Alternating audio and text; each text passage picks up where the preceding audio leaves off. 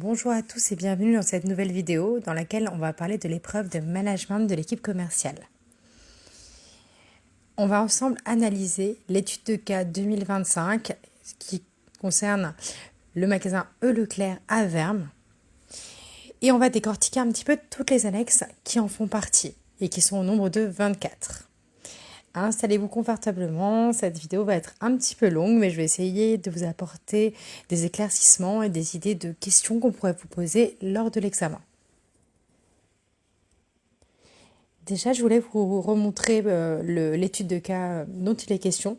Donc, ça concerne le magasin Leclerc. Vous avez donc 48 pages. C'est un gros dossier.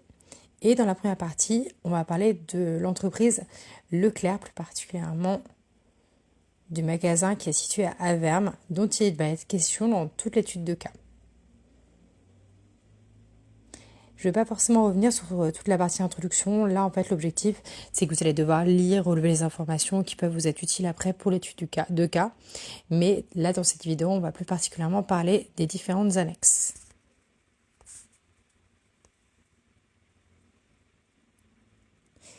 Donc voilà, je voulais vous montrer cette page-là sur laquelle vous avez toutes les annexes qui sont notées. Et c'est donc ces annexes-là qu'on va regarder ensemble aujourd'hui. Vous en avez donc 24.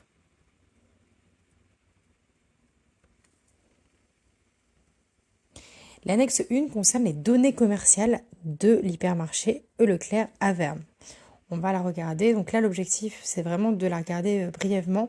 Nous n'allons pas faire ensemble toutes les analyses et tout le travail, mais je vais juste essayer de vous expliquer le plus précisément possible quel type de questions on peut vous poser, quelles sont les informations à considérer d'un peu plus près.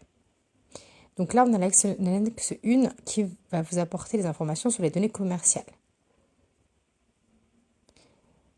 Je vous montre un petit peu. Ici, vous allez avoir, donc là, ce qui va être considéré dans cette annexe 1, c'est vraiment la carte de fidélité. Donc, c'est vraiment le sujet principal.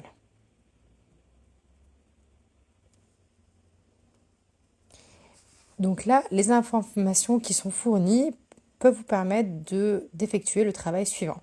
Vous allez pouvoir classer la performance des rayons, calculer le taux d'évolution, calculer la différence entre les dépenses moyennes et le panier moyen selon les 2 ans qui sont comparés et également la différence entre les clients porteurs et les clients non porteurs.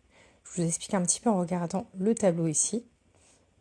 Donc là, vous voyez, vous avez mai et juin 2024. Ici aussi, dans le tableau, on va comparer mai et juin. Donc on compare 2 mois. Donc c'est là où on va pouvoir éventuellement voir s'il y a une évolution ou une baisse selon les différentes données étudiées. Donc ça peut être un travail qu'on va vous demander de faire éventuellement, calculer l'évolution, observer justement s'il y a certains secteurs qui performent moins que d'autres et éventuellement proposer des solutions. Vous voyez, il y a beaucoup de chiffres, alors c'est vrai que c'est peu probable, on ne va pas vous demander d'étudier tous ces chiffres-là, mais on peut vous poser une question concernant un secteur plus particulièrement. Donc là, entraînez-vous vraiment à calculer les taux d'évolution, regardez un petit peu, là vous voyez par exemple vous avez la parapharmacie qui est le secteur qui a performé le plus en mai 2024 par rapport au nombre de clients porteurs de la carte de fidélité. Donc là, vous pouvez remettre un petit peu dans l'ordre toutes ces données et les observer et en tirer les conclusions. Ensuite, vous allez avoir l'annexe numéro 2. Elle va porter sur le secteur textile plus précisément et toujours, vous allez avoir des données commerciales. Là, on va voir ensemble, du coup, c'est toujours l'analyse d'un tableau de bord. On a toujours des chiffres à comprendre et à observer pour essayer de voir quelles sont les problématiques et proposer évidemment des solutions. On pourra calculer éventuellement le taux d'évolution pour les familles de produits et au total. On va regarder après dans le tableau. Et on va pouvoir comparer avec la norme qui est une augmentation du chiffre d'affaires de 7%. Je vous montre un petit peu le tableau. Donc là, vous avez plusieurs informations également qui concernent donc le secteur textile. Je précise que les questions que je vous donne, c'est vraiment des questions éventuelles qu'on peut vous poser. Ça ne veut pas dire que vous allez forcément avoir ces questions. Vous pouvez avoir tout type de questions, hein. Ce n'est pas moi qui fais le sujet du BTS. Mais voilà, ça fait partie des questions que vous pouvez vous poser. Ça vous permettra quand même d'analyser mieux l'étude de cas. Et peut-être qu'une des questions posées pourrait se rapprocher de celle que j'évoque. Mais encore une fois, aucune confirmation que vous allez tomber sur ces questions-là. N'oubliez pas que là, vous avez 24 annexes et que le jour du BTS, vous allez tomber sur quelques annexes, peut-être 6, 7, voilà, pas beaucoup plus.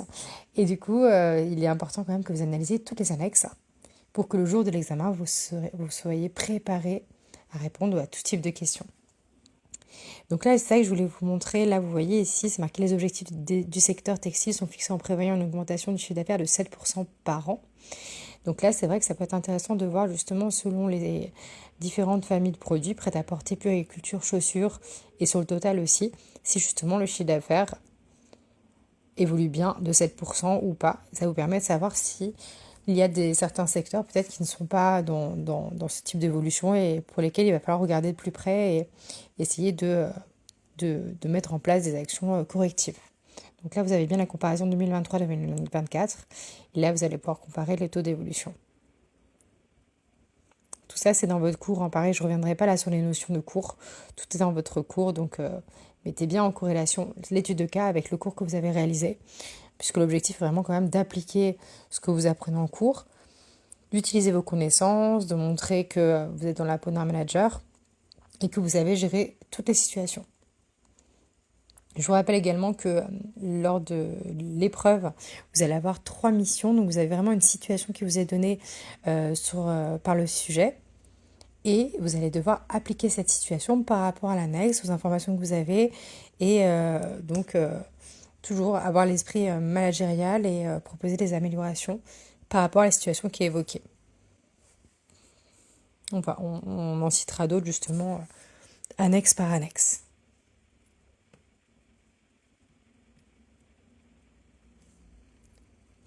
Sur l'annexe 3, donc elle concerne la marque employeur du magasin Leclerc, enfin plus particulièrement de la marque Leclerc.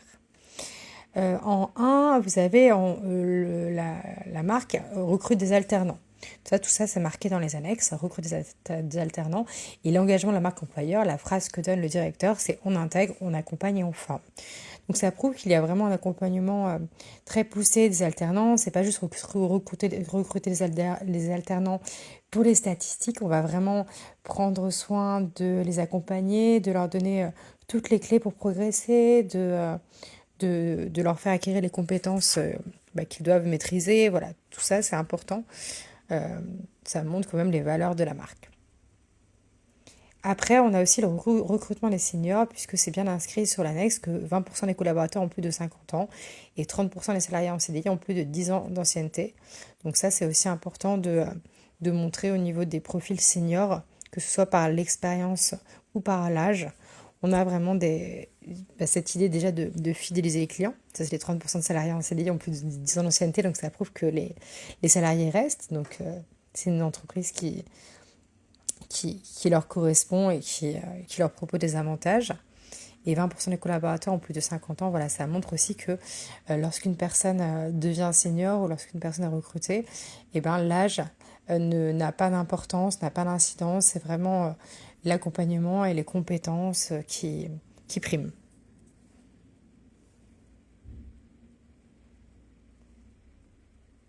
Donc là, tout est inscrit ici, donc prenez le temps vraiment de lire ce document.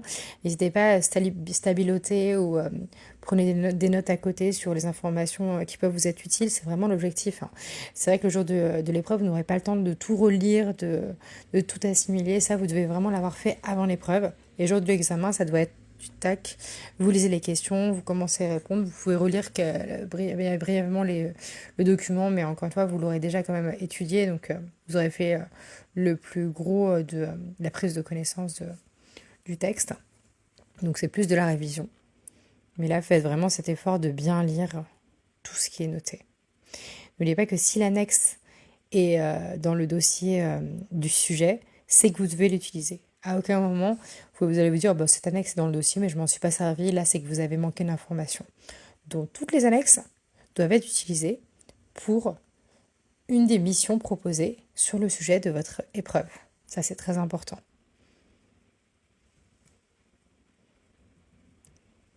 Donc là, vous voyez, vous avez quand même 2 pages qui vous présentent un petit peu cette idée de marque employeur pour la marque Leclerc. Voilà, même un petit peu plus, il y a 3 pages. Aussi, voilà, j'ai noté ces informations-là aussi, j'ai relevé. Donc, c'est l'enseigne qui est engagée, responsable. Elle protège le pouvoir d'achat de ses clients. Elle travaille avec des producteurs locaux. Elle favorise un environnement de travail épanouissant et elle ne discrimine pas à l'embauche. Elle recrute vraiment selon les compétences de chacun et tout ça est noté ici. Donc voilà, là j'ai vraiment résumé les informations que j'ai lues. Mais tout ça, ça montre que c'est une marque qui est vraiment très proche de ses employés, qu'elle a vraiment ce souci de les accompagner tout au long de leur évolution, voilà, que ça lui tient à cœur de les fidéliser et de les garder. Donc là aussi, oui, ce qu'on peut noter aussi, vous voyez par exemple là qu'on vient de nouveaux domaines, présents sur les nouveaux métiers, location, occasion, drive, paraphonique, et collègue. Donc on voit qu'il y a des moyens, des stratégies omnicanales aussi là-dessus. Donc ça peut aussi vous être utile. Voilà, essayez vraiment de réfléchir par rapport à ce que vous avez appris et il faut vraiment que vous voyez un peu le lien avec votre cours, quoi. Il y a un lien, c'est évident. Sur l'annexe 4, vous allez avoir la présentation de l'équipe commerciale qui compose le secteur textile. Parce que là, vous voyez, on parle beaucoup du secteur textile et l'étude de cas va se concentrer principalement sur ce secteur-là qui fait partie de l'hypermarché du magasin Leclerc à Verne. Donc là, vous avez toute l'équipe. Vous allez voir, après, j'ai fait un petit récapitulatif de tout ça. Donc, vous avez une responsable adjointe, des employés libre-service, hein, c'est ça, ça correspond ELS, en CDI et apprentis et contrat étudiant.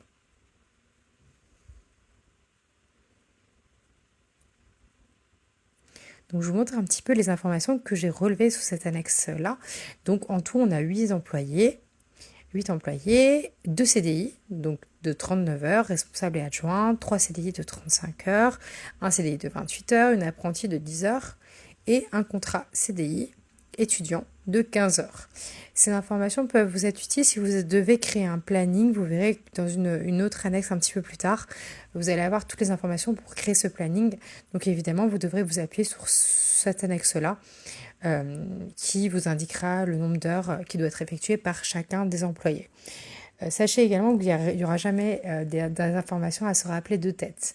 Si les informations vous sont utiles, elles seront forcément dans le dossier avec les annexes, avec le sujet de l'examen. Donc voilà, ça c'est important aussi que vous sachiez. Voilà, utilisez bien les annexes et elles seront dedans. Ça vous aidera aussi à savoir quoi regarder, à mettre, comme je dis, en corrélation vraiment plusieurs annexes pour répondre à différentes questions. Et aussi, donc là, je vous montre juste donc tout ça. Donc là, vous avez des informations sur le contrat, là c'est ce qu'on a vu. Vous avez également des informations sur l'âge, donc on voit que l'âge quand même c'est assez varié. Et là, vous avez un parcours ancienneté qui indique quelques informations sur chaque salarié. Donc si on vous donne dans une démission justement une situation par rapport à un ou une des salariés et que vous avez ce document présent dans les annexes, et bien là, vous allez pouvoir peut-être utiliser ce qui est noté dans chacune des cases. Donc voilà, lisez bien ces informations-là et comprenez-les. Vraiment, prenez le temps de bien les comprendre. On va passer à l'annexe 5. Donc l'annexe 5, vous verrez comme l'annexe 6, est une fiche de poste. Donc là, on va avoir 2 fiches de poste. Là, c'est pour le poste d'employé libre-service. Et la deuxième fiche de poste, qui est juste sur l'annexe suivante, on aura la fiche de poste du responsable textile. Donc ces fiches de poste, elles sont présentes, ces fiches de poste sont présentes puisqu'après vous allez avoir évidemment des candidatures que vous allez peut-être devoir analyser le jour de l'épreuve. Donc ces fiches de poste sont là pour justement vous donner des informations sur les différentes missions et que vous puissiez voir si ces candidats vont correspondre aux attentes et vont pouvoir rejoindre l'équipe. Donc pouvoir comparer les différents profils proposés. Alors, pour ces deux fiches de poste, on va regarder du coup pour la première. J'ai relevé les principales, alors là vraiment les principales missions qui vont être confiées à l'employé libre-service. Donc il y a beaucoup de logistique, mais il y a aussi la relation client. Donc il faut que ce soit quelqu'un qui soit polyvalent. Voilà, c'est marqué vraiment, là, excusez-moi, je jongle un peu entre les documents. Mais si vous lisez bien, et je vous recommande de bien lire tout ça, vous verrez qu'il y a vraiment beaucoup de missions différentes. Il y a l'approvisionnement, report des informations, l'hygiène, la réception des marchandises. Donc c'est vrai qu'il y a beaucoup de logistique. Mais vous avez quand même l'aide au client, voilà, ce contact client qui reste important. Donc ça correspond vraiment aux qualités requises qui sont notées juste ici. Donc lisez bien toutes ces informations, mais encore une fois, vous aurez ce document de toute façon le jour de l'examen si vous en avez besoin pour répondre aux questions. Pour la deuxième fiche de poste, donc qui est l'annexe 6, là, ce que j'ai relevé, c'est que du coup, c'est comme c'est un poste de responsable, évidemment, une des missions principales, c'est de manager l'équipe. Donc, il y a beaucoup de tâches qui concernent le management de l'équipe, l'animation, le soutien, l'organisation aussi du secteur textile, de la maintenance également. Donc, il faut que ce soit quelqu'un qui soit communicant, qui sache comment gérer une équipe, comment organiser vraiment son secteur et faire en sorte que tout fonctionne au sein du magasin. Donc là, vous voyez, là, il y a plusieurs compétences à maîtriser, savoir maintenir un climat social. Enfin voilà, c'est tout ce qui regroupe en gros les caractéristiques d'un manager et les qualités qui sont juste en dessous. Au niveau de formation, là vous avez l'information ici, formation bac plus de minimum dans la distribution, le commerce ou la gestion. Donc on veut quand même une première expérience dans un de ces secteurs-là, les savoirs également, savoir-faire. Enfin voilà, c'est vraiment les informations qui permettent de mieux connaître le poste. La fiche de poste, c'est vraiment un document interne à l'entreprise qui va permettre, avant de se lancer dans un recrutement, de faire le point sur les missions qui vont être confiées aux futurs salariés. Donc ça rejoint aussi le profil de poste que vous avez dû étudier en cours. Fiche de poste, c'est vraiment toutes les missions. Donc c'est très détaillé et le profil de poste, ça correspond au candidat idéal. Donc là, on a vraiment une fiche de poste pour vous permettre de vous guider dans cette mission de recrutement aux différents postes proposés.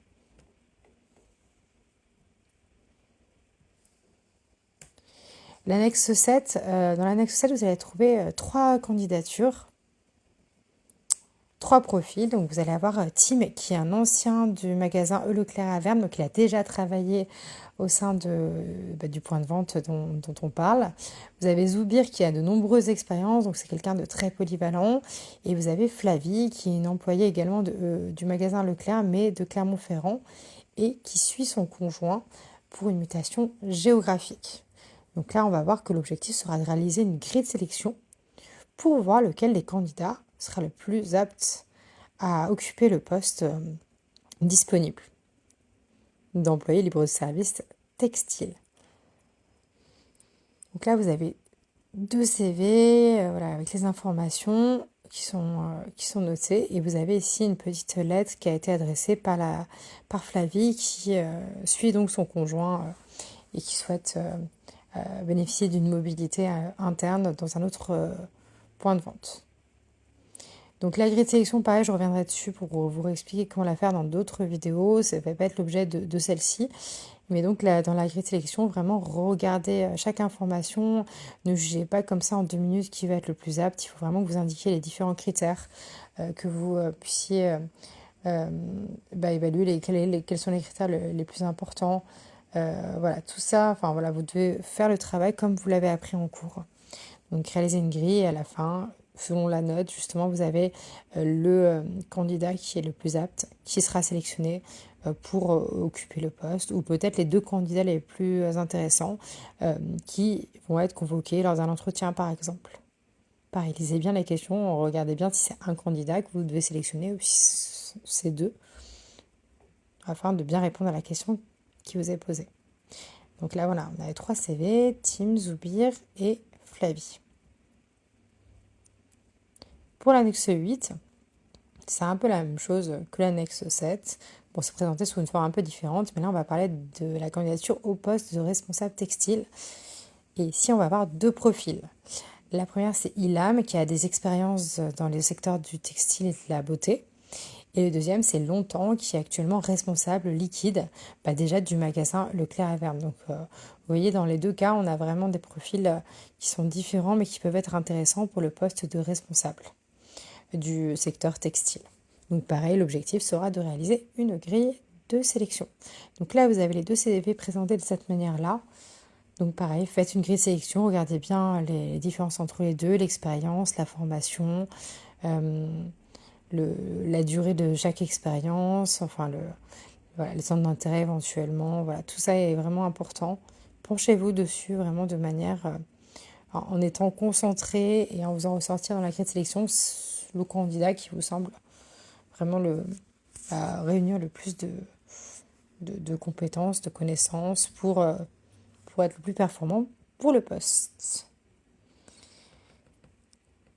Ensuite, on va passer à l'annexe 9. Et l'annexe 9 va parler des différents canaux de recrutement.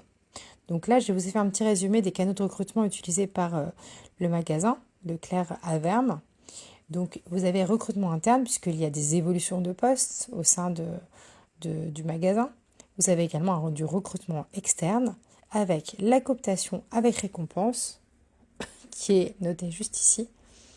Hop, je m'en mets sur l'étude de cas. Ici, vous voyez, participer au recrutement et remporter 80 €. Partagez nos offres à vos proches. Donc là, ça peut vraiment vous permettre.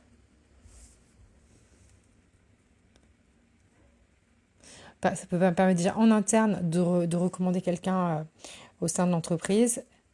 Donc ça, c'est vraiment important. Et éventuellement en externe, c'est vrai qu'on n'a pas forcément l'information de la diffusion, je crois, de cette... si c'est marqué source interne, mais bon, on n'a pas l'information. Ça peut permettre à... si, c'est ça. N'oubliez pas de mentionner votre nom et prénom lorsque les candidats postulent. Donc là, c'est vraiment de la cooptation. Donc les salariés vont recommander quelqu'un de leur entourage et ils vont toucher une récompense si la personne à laquelle ils pensent est embauchée. Donc là, ça fait vraiment jouer cet esprit d'entreprise. Ça joue sur la fidélisation. Les salariés se sentent concernés par le nouveau recrutement. Et ça, c'est très favorable pour l'entreprise. Après, vous avez là ici aussi une affiche pour du job dating. Donc un job dating qui est organisé. Donc job dating avec plusieurs offres à pourvoir. Et du coup, vous allez avoir plusieurs candidats qui vont passer des entretiens en même temps. Donc ça peut être intéressant. Vous avez également ici LinkedIn qui est utilisé puisque vous avez une page entreprise LinkedIn et on voit ici la rubrique emploi qui permet de diffuser les offres d'emploi. Vous avez ici le site de Leclerc, donc le site de la marque Leclerc qui propose une rubrique recrutement dans laquelle le magasin d'Averme peut publier ses offres directement. Et vous avez également ici le site généraliste d'offres d'emploi qui est Indeed, sur lequel également Leclerc va pouvoir communiquer sur ses offres d'emploi. Donc en résumé, donc recrutement interne, évolution de poste, recrutement externe, cooptation avec récompense, job dating, LinkedIn, page entreprise, le site Leclerc, rubrique recrutement et le site généraliste d'annonce Indeed. C'est vrai que j'en ai pas parlé tout à l'heure, mais éventuellement on peut vous demander aussi de rédiger une offre d'emploi. Une offre d'emploi qui sera, on vous le précisera, et qui sera diffusée peut-être sur LinkedIn, sur Leclerc ou sur Indeed. Donc ça va être intéressant aussi. Et ça fait partie du cours théorique que vous allez acquérir dès le début, d'ailleurs, normalement, en première année.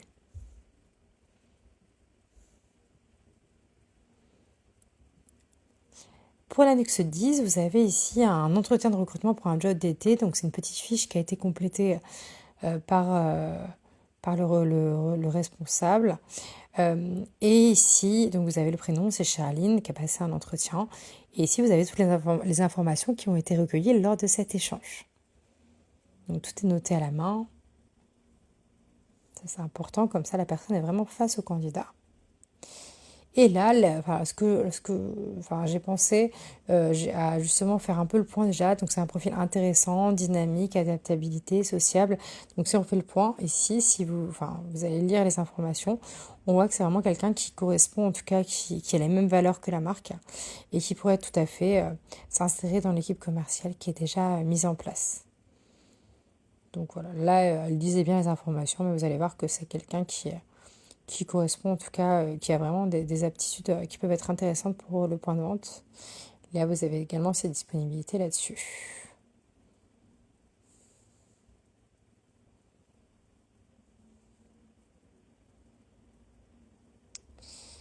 Sur l'annexe 11.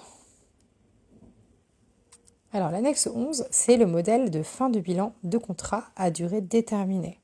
Donc, du coup, c'est lorsque le contrat à durée déterminée est terminé, l'employé va quitter l'entreprise. Donc, on va faire un petit bilan avec cette personne-là pour indiquer quels sont les points forts, quels sont les axes à améliorer, comment ça s'est passé.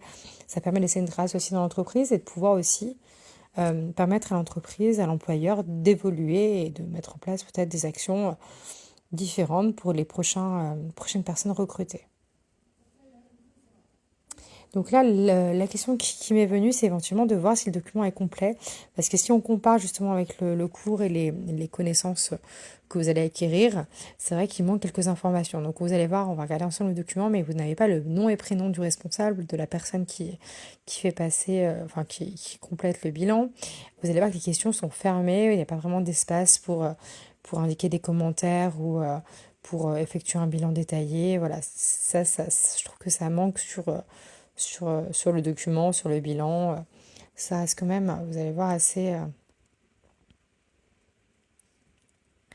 léger là. Vous voyez, vous avez un petit tableau à compléter. Il y a des champs très très petits pour mettre des informations, donc ça laisse pas forcément la place à l'expression. Et pareil au début, donc vous avez directement secteur, nom, date, le nom de la personne, prénom, date de l'entretien, mais c'est vrai qu'on n'a pas l'information sur la personne qui prend les notes. Donc voilà, c'est juste la seule question à laquelle j'ai pensé. Donc, mais encore une fois, vous pouvez avoir d'autres questions. Mais c'est ça, c'est que ça me semble être un bilan quand même qui, qui n'offre... Enfin voilà, vous avez quand même l'espace d'observation, mais ça reste assez petit. Et c'est vrai dans un bilan, il y a aussi cette idée d'échanger, de relever des informations, d'apporter vraiment des choses concrètes qui semblent être un peu inexistants sur ce bilan là, en tout cas. Sur l'annexe 12, vous avez un extrait du livret d'accueil du magasin Leclerc à Vermes. Donc c'est l'annexe 12.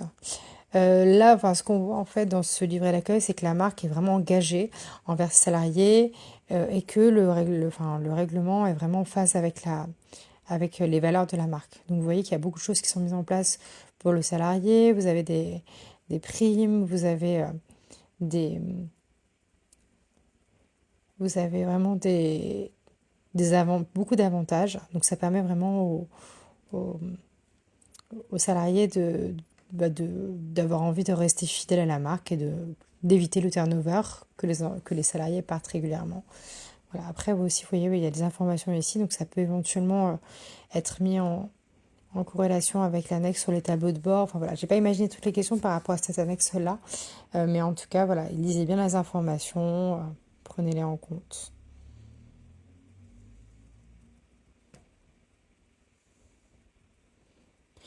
Alors, l'annexe 13 concerne la répartition des missions de réception et de gestion du secteur textile. On va la regarder tout de suite ensemble et on va voir comment elle est faite. Donc, vous avez ici les missions de réception de livraison et ici les missions de gestion du secteur. Donc, c'est vrai que finalement, la réception de livraison, ça correspond à l'employé de libre-service, comme on a vu tout à l'heure avec les fiches de poste. Et la mission de gestion du secteur est plus une mission de management, donc qui va concerner le responsable de secteur. Donc vous voyez, là, encore une fois, il y a quand même un lien avec les annexes qu'on a vues tout à l'heure. Mais c'est vrai que finalement, quand on regarde, tout est noté selon la priorité, mission complémentaire, mission quotidienne, après-midi, matinée, après ouverture, avant ouverture. Ça reste quand même assez fouillis au niveau des notes. Donc c'est vrai qu'au niveau des questions que j'ai notées, en tout cas, l'objectif, ça pourrait être justement d'organiser les tâches selon leurs priorités, selon le moment de la journée auquel elles doivent être réalisées. Et donc, vous pouvez éventuellement vous appuyer sur les fiches de poste, comme j'ai mis, qu'on a vu avant. Donc, ça peut être le fait de réorganiser un petit peu les tâches, ici, de voir un petit peu quelles sont les tâches prioritaires. Voilà, ça peut être intéressant éventuellement d'envisager ça. Comme je dis, ça reste vraiment, vous voyez, ça reste vraiment une prise de notes finalement ici. Donc c'est pas vraiment très structuré.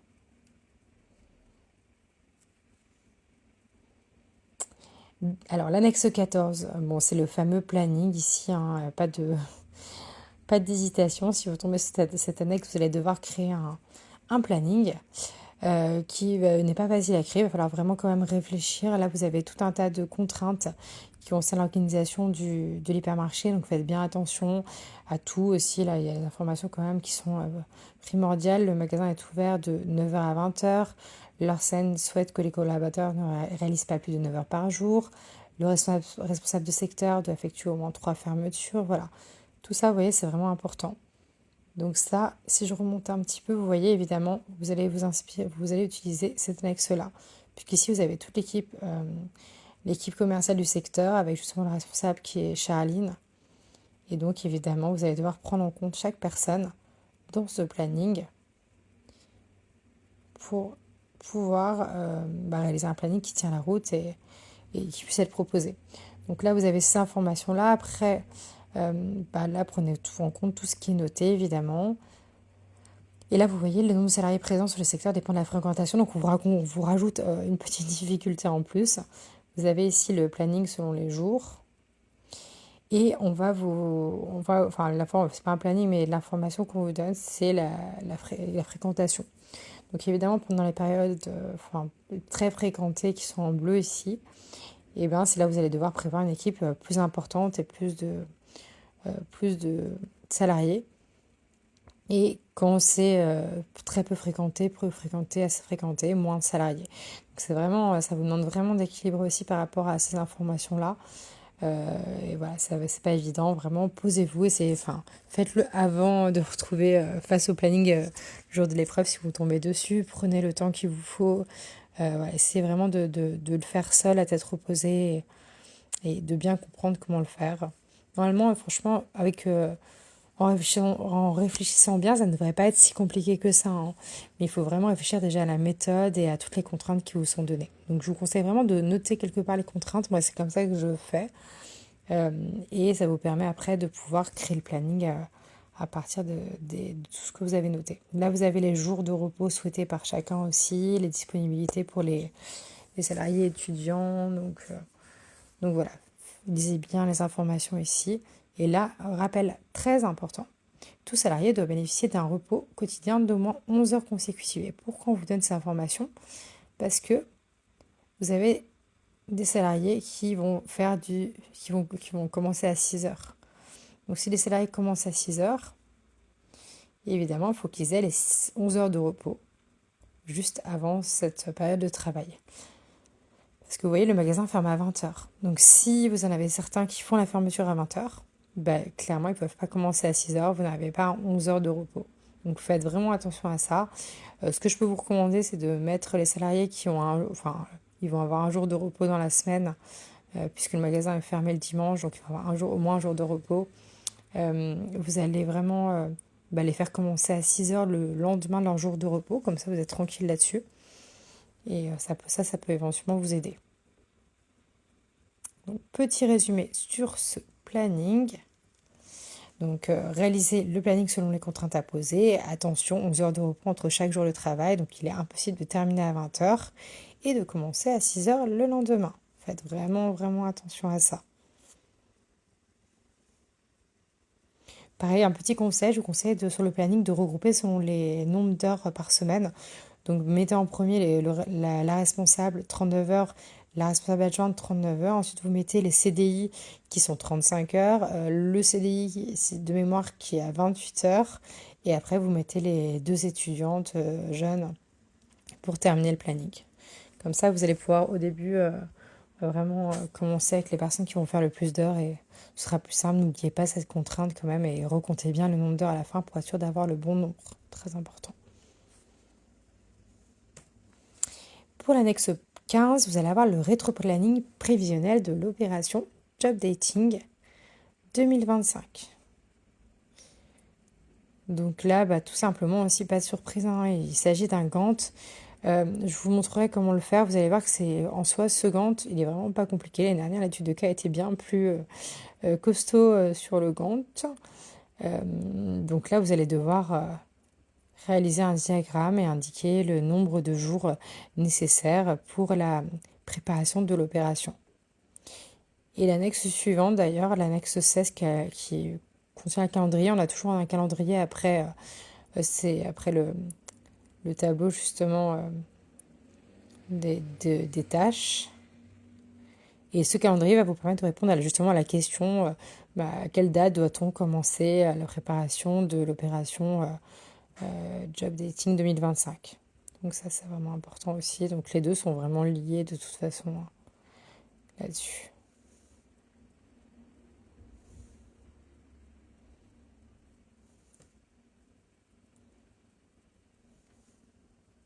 Donc 15 et 16, on a vu. L'annexe 17 va concerner les modules de formation e-learning.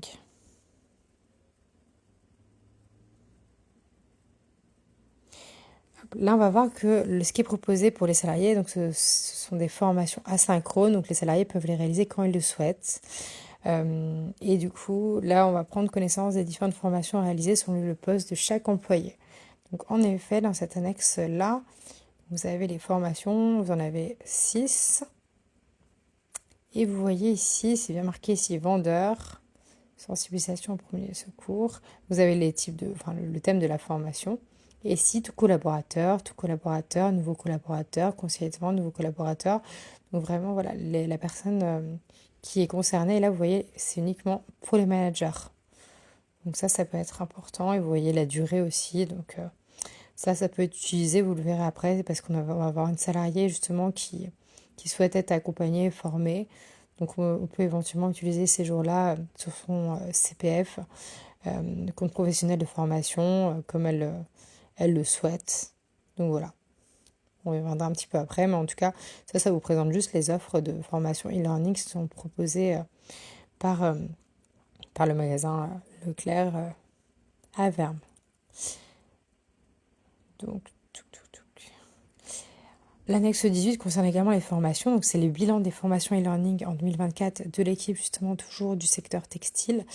Et là, vous allez pouvoir, avec les informations données, analyser le suivi des formations pour chaque employé et évidemment relever des manquements parce que la situation n'est jamais parfaite, c'est sûr. Relever les manquements, informer, rétablir la situation et communiquer par email ou lors d'une réunion aux salariés pour les recadrer un petit peu et leur rappeler l'importance de suivre ces formations. Donc là, vous voyez, vous avez toutes les formations qui figuraient sur l'annexe juste avant. Et vous avez tous les employés qui sont notés ici et le niveau d'avancement des formations réalisées. Donc n'oubliez pas, voilà, là vous avez des formations que les salariés ne doivent pas, enfin non-managers ne doivent pas réaliser. Et là vous avez justement le point qui indique que c'est réalisé, celui-ci non réalisé, la petite étoile en cours de réalisation. Donc c'est là où vous allez pouvoir voir si les salariés font leur part du job sur la formation e-learning, s'ils suivent vraiment les formations qu'on leur a demandé de réaliser, voir un petit peu quelle est leur importance. Voilà. Et donc, évidemment, comme la situation ne sera pas parfaite, l'une des missions qui peut vous être demandée, c'est de mettre en place une réunion justement pour réexpliquer un petit peu l'objectif des formations et l'importance, ou peut-être de rédiger un email. Ça aussi, la rédaction d'email, ça peut tout à fait vous être posé.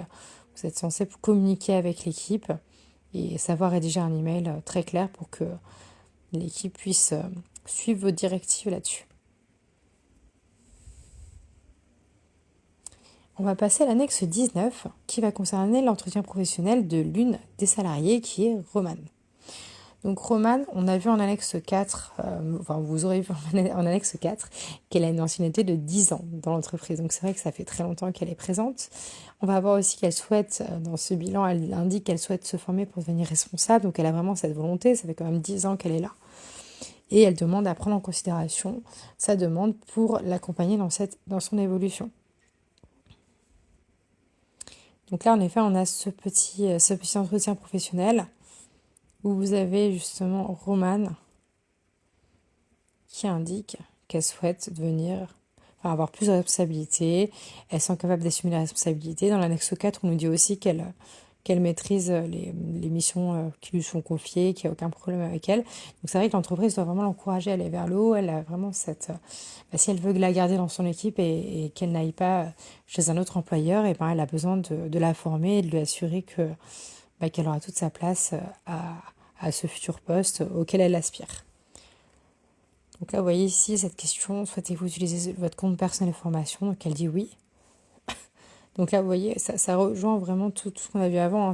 Alors, je ne me rappelle plus, mais c'est peut-être dans le livret d'accueil aussi. Voilà, ça peut être lié avec d'autres annexes. Hein. Faites bien attention à ça aussi. Et là, vous voyez ici, je souhaite avoir une échéance sur l'avancement de ma demande de promotion. Donc il y a vraiment cette volonté, on sent qu'elle a envie d'évoluer. Là, elle n'est pas dans l'attente de se dire dans quelques mois, quelques années. C'est vraiment immédiat. Elle a besoin d'une action immédiate et de sentir que l'entreprise est à son écoute sur son projet d'évoluer en tant que responsable. Sur l'annexe 20, vous avez la gestion du risque du secteur textile. Donc ça, normalement, vous avez aussi analysé appris le cours et analysé des documents qui ressemblent à ça. Dans chaque étude de cas, quasiment, on a ce type de document, mais il est toujours présenté de manière un petit peu différente. Donc là, vous avez toutes les tâches de travail, les familles de risque et les informations sur la gravité du risque, sur justement le fait que ce soit un risque qui doit être surveillé, est-ce qu'on doit prendre des mesures, voilà. Donc là, ce qu'on remarque dans ce tableau quand même, qui est important, c'est que vous voyez mesures de prévention mises en place, et vous avez uniquement la première ligne qui est complétée, les autres ne sont pas complétées, donc on pourrait éventuellement vous demander de compléter les autres lignes par la suite. Et vous allez avoir la suite de l'annexe qui va vous permettre de faire un petit calcul très utile. Donc là, vous avez la note de criticité brute qui se calcule en multipliant la gravité et la probabilité.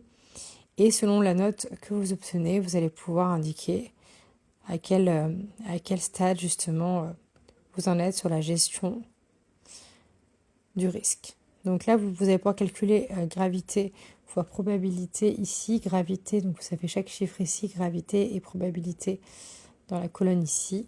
Donc ça, vous pouvez éventuellement faire le calcul pour chacun, pour voir dans quelle catégorie ça apparaît. Et notez que les risques qui sont en rouge, ça va être des risques que vous allez devoir surveiller d'un petit peu plus près. Donc c'est ce que je vous ai noté ici. Donc calculer la note de criticité brute pour chaque tâche de travail, donc c'est gravité fois probabilité. Vous allez en déduire la couleur du risque et proposer des mesures préventives. Donc là, toujours pareil, la gestion des risques, le fait, c'est vraiment de savoir quels sont les risques encourus par les salariés, de prévenir ces risques, de faire en sorte qu'il n'y ait pas d'accident et que tout le monde puisse être protégé et que tout soit sécurisé. Donc voilà, un document avec beaucoup de données, mais qui finalement n'est pas si compliqué à étudier. Alors, l'annexe 21 est un peu particulière. Vous allez avoir une déclaration d'accident du travail. On n'a pas le nom de la personne. Je vous montre un petit peu avant d'imaginer les questions. Donc là, vous voyez, c'est une déclaration CERFA, une déclaration d'un accident de travail. Donc là, vous avez toutes les informations administratives. C'est un employé polyvalent du secteur textile. Et là, qu'est-ce qu'on vous dit ? Le salarié voulait rattraper le chauffeur sur le quai pour lui donner une information concernant un retour. Le salarié aurait coupé la zone de tri pour aller vers la zone de stockage et il se serait pris les pieds dans une liste de racks et serait tombé sur le sol. Là, voilà, l'information, enfin, ce qui peut être intéressant, c'est justement, vous avez un accident du travail. Évidemment, vous êtes manager, vous devez réagir. Vous êtes manager ou responsable, vous devez vous dire, il faut faire en sorte déjà de comprendre comment ça a pu arriver et faire en sorte que ça ne se reproduise plus. C'est pourquoi, dans la question que je me suis posée, c'est l'accident aurait-il pu être évité? Voilà, l'accident aurait-il pu être évité? Donc, le salarié voulait donner une information au chauffeur sur un retour. Oui, ça aurait pu être évité parce qu'en fait, finalement, il n'y a aucune urgence, donc il n'aurait pas dû. C'était pas indispensable qu'il aille lui donner l'information comme ça à la volée. C'est marqué dans la déclaration d'accident de travail qu'il a coupé la zone de tri. Donc ça, c'est une erreur de sa part. C'est vrai qu'il n'aurait pas dû passer par là. Enfin, c'était pas un chemin forcément adapté pour ce type d'action. Et c'est marqué qu'il s'est pris les pieds dans une liste de RAC. Donc, si vous regardez sur Internet à quoi correspond une liste de RAC, c'est vraiment une grande structure qui permet d'organiser justement les espaces. Et donc, c'est pas quelque chose qui s'est retrouvé en travers de son chemin un peu par hasard. Donc là, clairement, c'est quand même une erreur du salarié. Il n'a pas regardé, il a pris le mauvais chemin et il a couru peut-être pour donner une information qui n'était pas indispensable. Donc voilà, c'est ce que je retire en tout cas moi de ce document-là par rapport à ça. C'est de voir que cet accident, il ne devrait pas avoir lieu et c'est vraiment le salarié qui n'a pas forcément eu la bonne démarche. Et là d'ailleurs, vous voyez, c'est marqué ici, l'accident a-t-il été causé par un tiers? C'est marqué non, donc c'est bien le salarié qui est responsable.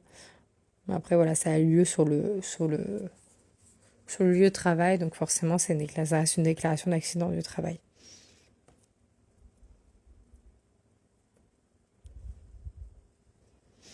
L'annexe 22, donc c'est le bilan social au premier trimestre 2024. Et là, on va voir qu'on a plusieurs informations. Alors sur l'âge, l'équilibre homme-femme, sur l'ancienneté, la fidélisation des salariés et ça donne des informations sur la culture d'entreprise, le fait que les salariés restent vraiment attachés à la culture, le type de contrat. Donc on voit qu'il y a plus de femmes que d'hommes en CDI. L'absence, majorité d'absence pour maladie. Donc ça, c'est vraiment, vous voyez, c'est vraiment ces petits graphiques-là que vous regardez bien les informations qui vous sont données. Encore une fois, prenez des notes, relevez.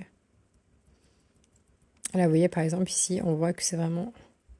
Il y a eu 1411 jours pour maladie qui ont été posés en un mois, en 3 mois.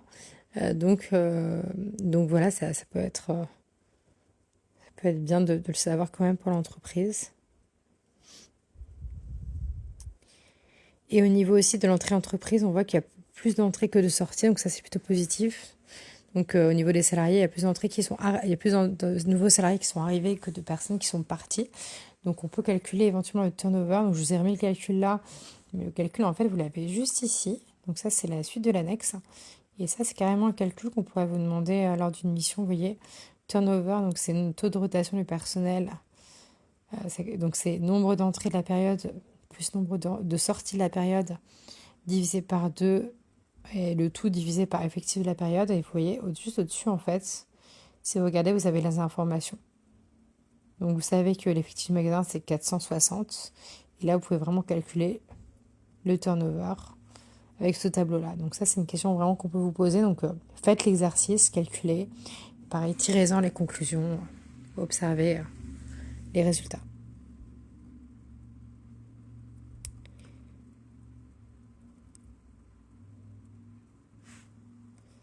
L'annexe 23 concerne le règlement intérieur, donc évidemment c'est un extrait. Et là, très souvent, quand vous avez donc là c'est un extrait qui vous explique un petit peu toutes les sanctions données en cas d'infraction, les obligations, voilà tout ça.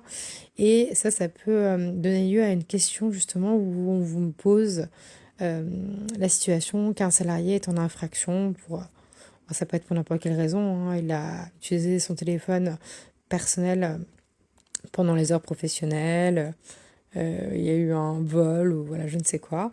Et donc là, l'objectif, vous en tant que responsable, vous devez appliquer la mesure de sanction. Donc vous pouvez vraiment vous référer clairement à cet extrait de règlement qui vous sera donné lors du BTS si vous tombez sur cette annexe. Et là, vous allez pouvoir regarder un petit peu de quoi il s'agit. Donc, vous avez plein d'informations.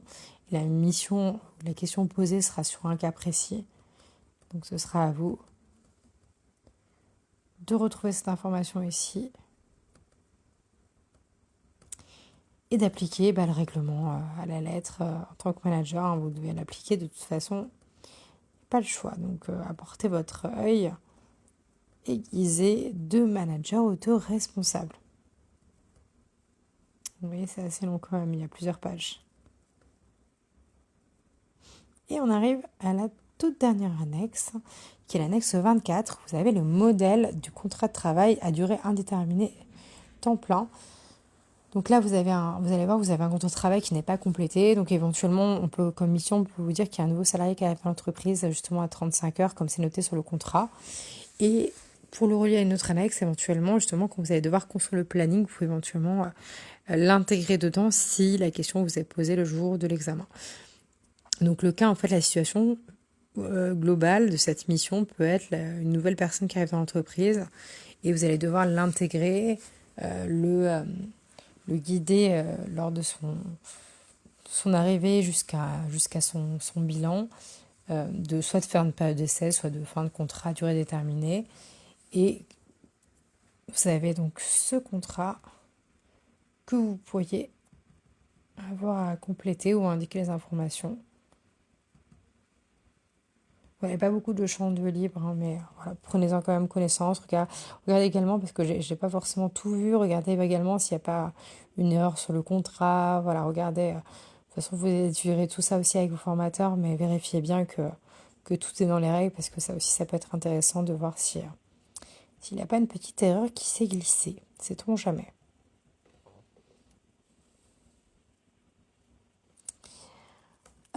Voilà, quelques conseils donc, sur la préparation à l'épreuve. Je vous rappelle que cette étude de cas a été envoyée en décembre 2024 à toutes les écoles. Elle est également disponible sur Internet. Si vous souhaitez que je vous l'envoie, n'hésitez pas à me la demander sur le site réussirbtsmco.fr, rubrique ressources, et je vous l'enverrai avec grand plaisir. Donc cette étude de cas est étudiée avant le BTS. Vous étudiez chaque annexe, vous les lisez bien, vous les comprenez, vous imaginez les questions qu'on peut vous poser, vous faites les calculs. Vraiment poussez l'analyse au plus loin. Vous avez le temps de l'analyser avant le BTS. Le BTS est normalement la deuxième semaine de mai. Donc voilà, ça vous laisse quand même le temps. Entraînez-vous, envisagez les questions qui peuvent vous être posées. Enfin voilà, prenez vraiment le temps pour chaque annexe de bien lire et de bien analyser les informations. Franchement, c'est vraiment une épreuve sur laquelle vous pouvez avoir d'excellentes notes. Même si les questions qu'on vous pose, vous ne les avez pas vraiment préparées, le fait d'avoir lu l'annexe et de comprendre un petit peu quelles sont les problématiques et et d'avoir assimilé le cours, franchement, ça vous donne toutes les cartes pour y arriver et pour obtenir une bonne note. Et quelques conseils également pour terminer cette vidéo. Donc, assurez-vous d'avoir une trousse complète. Alors, quand je dis trousse complète, c'est plusieurs stylos quand même, au cas où vous en auriez un qui vous lâche. Du Tipex pour effacer proprement, une règle, bien entendu, un crayon à papier, une gomme, enfin voilà. Mettez vraiment, préparez votre trousse bien à l'avance, apportez-la pour vos devoirs en classe, pour vos examens blancs. Voilà, ça c'est super important parce que ça vous permet aussi d'être sereine. Si vous arrivez à l'examen et que votre stylo ne fonctionne plus au bout de 5 minutes, pas forcément, c'est un stress que vous pouvez vous éviter. Donc, faites en sorte d'avoir une trousse vraiment complète. La calculatrice, vous pouvez avoir à faire des calculs qui restent quand même à petite échelle. On n'est pas sur une épreuve de gestion, mais apportez bien votre calculatrice le jour de l'examen. Aucune calculatrice ne vous sera prêtée. Un autre conseil, lisez bien les questions. Vraiment, prenez le temps, ne foncez pas tête baissée. Prenez le temps de lire les questions, surlignez les informations importantes, éventuellement reformulez-les. Ensuite, une fois que vous avez bien lu les questions et vous avez bien compris, vous allez chercher dans le dossier d'annexe qui vous est donné le jour de l'épreuve à quelle annexe correspond la question. Donc, n'hésitez pas à dégrafer votre sujet et à mettre l'annexe correspondante à côté de vous pour que vous puissiez l'avoir sous les yeux. Rédiger un brouillon, voilà, ça vous évite aussi de faire une copie qui soit raturée ou tout pleine de typex. Donc faites un brouillon, rédigez vraiment, prenez le temps de rédiger au brouillon.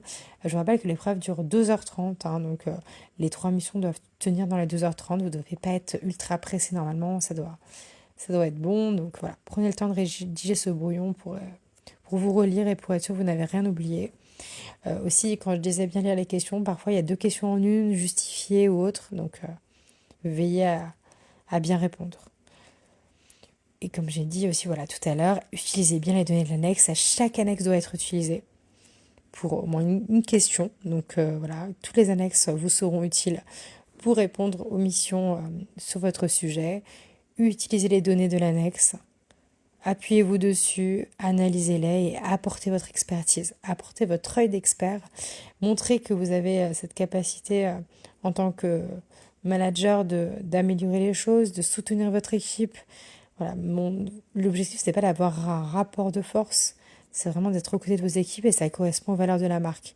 Donc imaginez vraiment que vous travaillez pour la marque, aux côtés des salariés, que vous avez votre place dans cette équipe-là et que vous allez organiser votre travail pour assumer votre mission et partager leurs valeurs. Voilà, j'espère que cette vidéo vous aura permis d'en savoir un petit peu plus sur cette étude de cas 2025. Donc je ferai d'autres vidéos sur certaines annexes. Je ne vais pas toutes les analyser en détail. Je vous laisse le soin de le faire. Mais certaines annexes, je créerai des vidéos pour vraiment expliquer comment réaliser le travail. Mais voilà, n'hésitez pas à m'envoyer un email sur le site réussirbtsmco.fr ou à me laisser un commentaire si vous souhaitez justement que j'analyse certaines annexes plus précisément. Voilà, comme ça, je collerai un petit peu plus avec vos attentes. Donc sur le site réussirbtsmco.fr, vous pouvez réclamer toutes les ressources. Je me répète, mais ça vous évitera de passer trop de temps à chercher. N'hésitez pas. Et voilà, je vous retrouve très très vite dans de nouvelles vidéos sur l'épreuve de management de l'équipe commerciale. À bientôt.